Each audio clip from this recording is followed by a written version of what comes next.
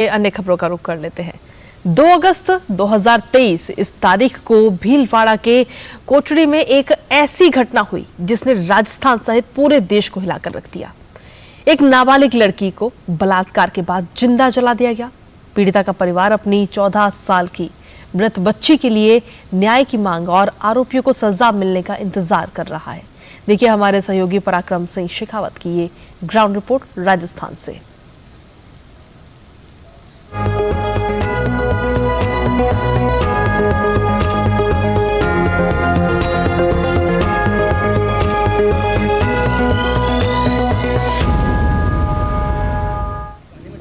कच्ची पगडंडियों से होते हुए जब हम लोग भीलवाड़ा के कोटड़ी स्थित नरसिंहपुरा गांव पहुंचे तो बलात्कार पीड़िता के घर पर मातम पसरा हुआ था।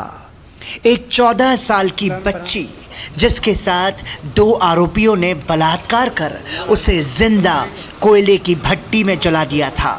इस दरिंदगी ने पूरे देश को हिलाकर रख दिया। पीड़िता अब इस दुनिया में नहीं है और उसके परिवार के पास उसकी यादों के सिवा और कुछ नहीं बचा।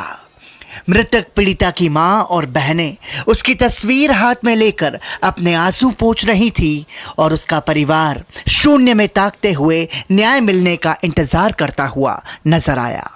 हमारा थाना पड़ता कोटड़ी, वहाँ गए, वहाँ पुलिस वालों ने हमारी रिपोर्ट नहीं ली। उन्होंने पुलिस वालों ने बोला कि टीसी लो और जन्म प्रमाण पत्र लो लड़की का। हमारे पास आधार कार्ड था, राशन कार्ड था, 2 प्रूफ थे और उसका पासपोर्ट छोटा फोटो भी था लड़की का, तो भी उन्होंने नहीं बोल दिया। हम वापस सरपंच साहब को फोन लगाया, सरपंच साहब ने पुलिस वालों को फोन किया तो भी नहीं ली उन्होंने रिपोर्ट। पीड़िता के माता पिता बलात्कार के आरोपियों के लिए फांसी की सजा की मांग कर रहे हैं। इससे कम उन्हें कुछ भी स्वीकार नहीं है। सरकार में तो यही मांगो भाई, मेरी बेटी ने जीवती जलाई जी को फांसी क्यों न दे रही है? वरना जो फांसी न हुआ सरकार है कि काम की। जैसे मेरी बेटी की आदत बिगाड़ी, जैसे उसके फांसी लगाओ यार, फांसी का बंद। हम न्याय करो, तुम न्याय करो यार, फांसी लगाओ। यही होना हमारा, फांसी होना। कुछ धन दौलत हमारा कुछ नहीं। हमारी बेटी को जला दिया तो हम जीने को क्या करना। इस घटना के बाद नरसिंहपुरा गांव में दहशत का माहौल है।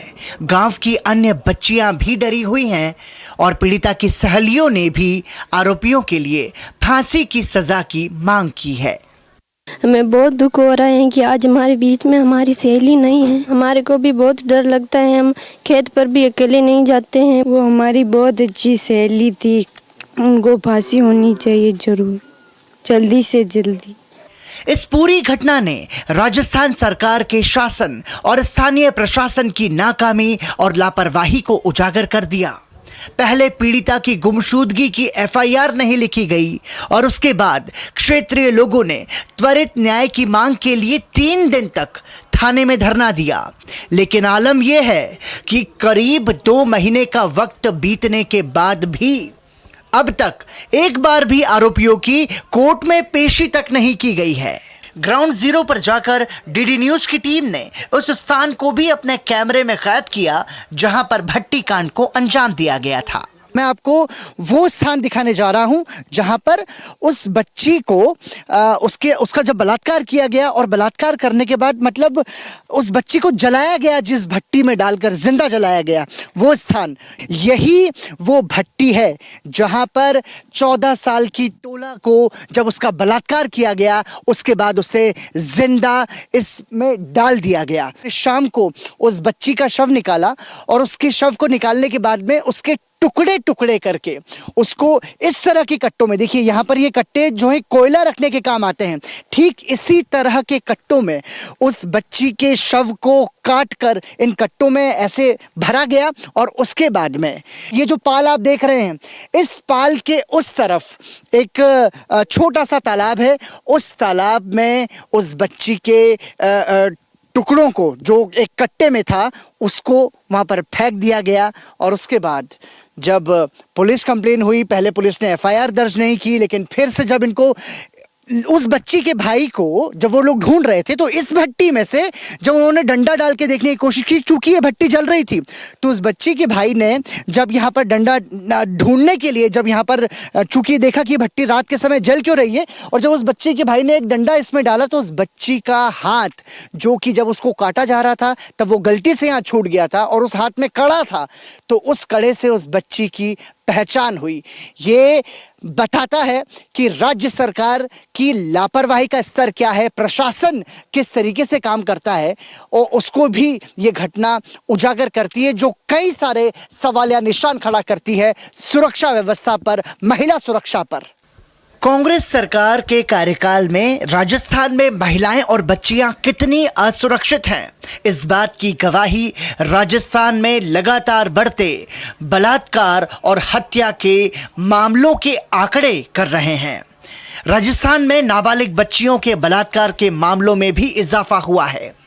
प्रदेश में नाबालिग बालिकाओं के साथ 1 जनवरी 2023 से 30 जून 2023 तक कुल 848 मुकदमे दर्ज हुए, यानी 4.68 मुकदमे प्रतिदिन दर्ज हुए। वर्ष 2022 में 30 जून तक 825 प्रकरण राजस्थान में दर्ज हुए, जबकि उससे पहले वर्ष 2021 में 30 जून तक 694 मामले दर्ज हुए थे। वर्ष 2021 की तुलना में वर्ष 2023 में नाबालिग बालिकाओं के साथ हुई दुष्कर्म की घटनाओं में 154 घटनाओं में बढ़ोतरी दर्ज की गई। 2021 की तुलना में वर्ष 2023 में 22.19% की वृद्धि बलात्कार के मामलों में दर्ज हुई, जबकि वर्ष 2022 की तुलना में वर्ष 2023 में 23 मुकदमे ज्यादा दर्ज हुए। ये आश्वासन उसके बाद परिजनों को दिया गया पुलिस की तरफ से, प्रशासन की तरफ से, कि 2 महीने के भीतर फास्ट ट्रैक कोर्ट में मामला चलाकर जो भी आरोपी हैं उन्हें फांसी की सजा दी जाएगी। लेकिन 2 महीने का समय बीत चुका है और ये परिवार अब भी इंतजार कर रहा है न्याय के लिए। आने वाले समय में इस तरह की घटनाएं फिर से दोबारा ना हो। नरसिंहपुरा गांव से कैमरे पर्सन संजय जीना के साथ पराक्रम सिंह शेखावत, डीडी न्यूज। और इसी के साथ चले न्यूज़ एट 10